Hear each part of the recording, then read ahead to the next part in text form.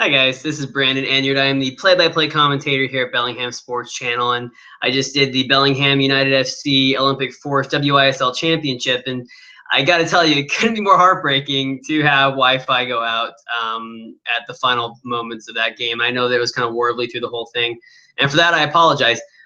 Usually you'd be excited to see that you had over 100 people watching a small town soccer game, right? For me, it means you all got to hear how the Wi-Fi went out. Hey, first broadcast, and that's what happens in small town sports. I've worked in them for a long time, and sometimes that happens. The connections that wherever you are, even back when I worked at a radio station, we used to have a local team, and we would go out for 20 minutes sometimes because we couldn't get the broadcast connection back up and working. So I do apologize. It was an outstanding game. I know it doesn't make it any better for you guys who couldn't hear the end of it. Bellingham actually, after it was tight for pretty much 3 quarters. Fourth quarter, Bellingham absolutely took off, 10-4. They won, and I think I was in the middle of both trying to get the connection reestablished as well as trying to watch too, because I'm a fan as well. But I believe it was Henderson who got, I think he had 4 or 5 goals, somebody said, by the end of it, and they just rained down goals at the end of it. So Bellingham United, congratulations to them. That's back-to-back championships now for them.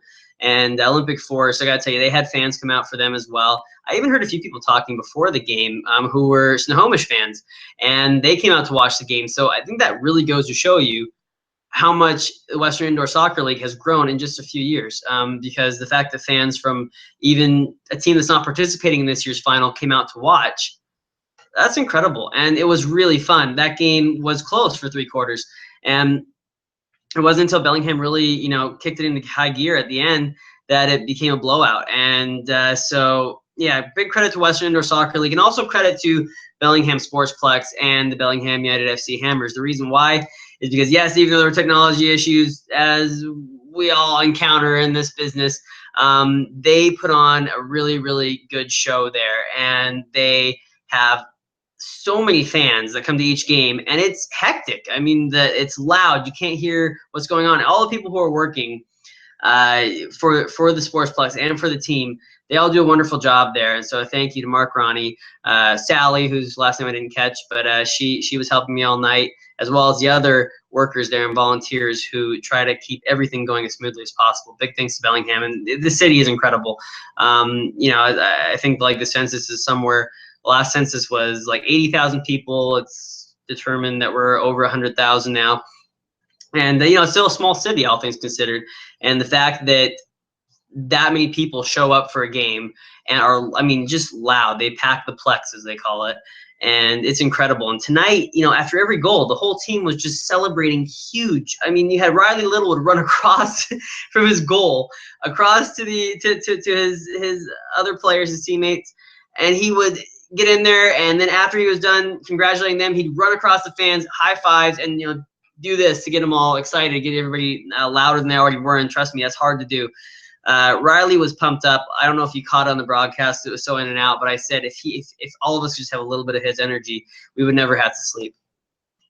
So just incredible. And Richard Henderson with an outstanding night.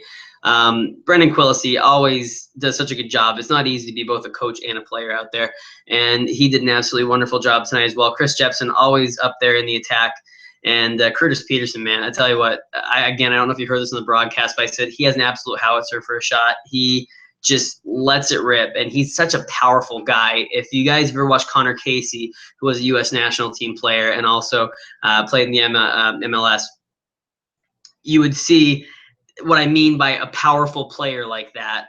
He kind of reminds me of that. He's this big kid and hard to knock off the ball. And when he shoots, my gosh, it is so powerful. So yeah, always fun to watch Curtis Peterson play. And good to see some old faces from Olympic Force too, who we've seen in indoor soccer for a while. Brody Tigerwald, as well as Lewis Watson. And yeah, really, really fun to see everybody. Francisco Cisneros, there we go. He's always fun to watch.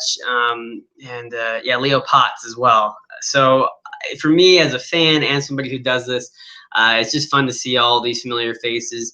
And, I'm somebody who's worked close with Bellingham United FC, or, whether independently or with the team. over the last few years. It's just fun to watch them enjoy what they're doing so much. You know, this is small town sports. And so, yeah, thank you guys for sticking with me. I know it probably was rough. I know you probably were like, you know, cursing my name halfway through it. And trust me, I would have if I were you too. But some things are out of our hands technology-wise. And I'm hopeful that this concept, Bellingham Sports Channel, I'm really, really hopeful that we'll be able to do more with local sports. And, you know, an outdoor season coming up, I don't know what's going to happen, but I'm hopeful we can keep it all going. And I think that as long as I can get the connection right. The other thing was, you know, my phone, I sometimes use a hotspot in the past when I've had to do live sporting events, and there's no signal inside of the Sportsplex, at least for my phone, and so I couldn't even use it as a hotspot. So tough. So hopefully, if it's outdoors in the future, we can get a signal in my phone, and at least use that as a hotspot as a backup. But yeah, thank you so much. And again, all my apologies. You don't know how heartbreaking it is to see a team go back-to-back as champions, not be able to make that call. I've called a couple championships in my short career so far as a play-by-play commentator, and that's the best part when you get to announce the winners, and regardless of which team it is. So that was unfortunate. I'll probably go to bed thinking about it tonight because I was so excited to make that call. But like I said, some things are out of our hands. The Wi-Fi doesn't work. The Wi-Fi doesn't work. But yeah, thank you guys, and let's hope that we can keep this train rolling here into the rest of 2017.